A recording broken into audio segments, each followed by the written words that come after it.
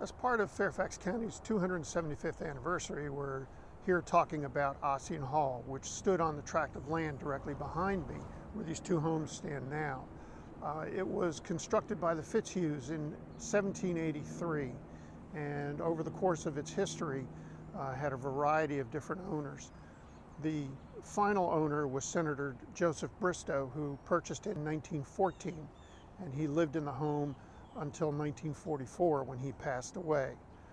His family continued to occupy the home until 1951 when they abandoned the property and it fell into disrepair.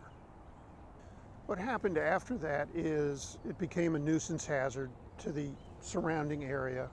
So a developer was coming in to build homes here. The Board of Supervisors approached the Annandale Volunteer Fire Department and asked that they burn the mansion down, according to history. And so the Annandale Fire Department, in conjunction with the area volunteer fire departments in the area, came out here, and on September 3rd, 1959, they used the mansion as a training exercise, a live fire training exercise.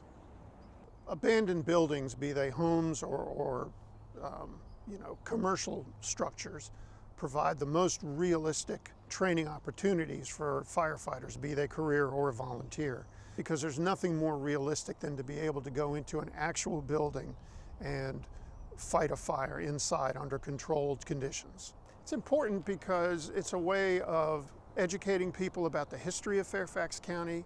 It's also important so that we preserve the history that we can pass on to future generations.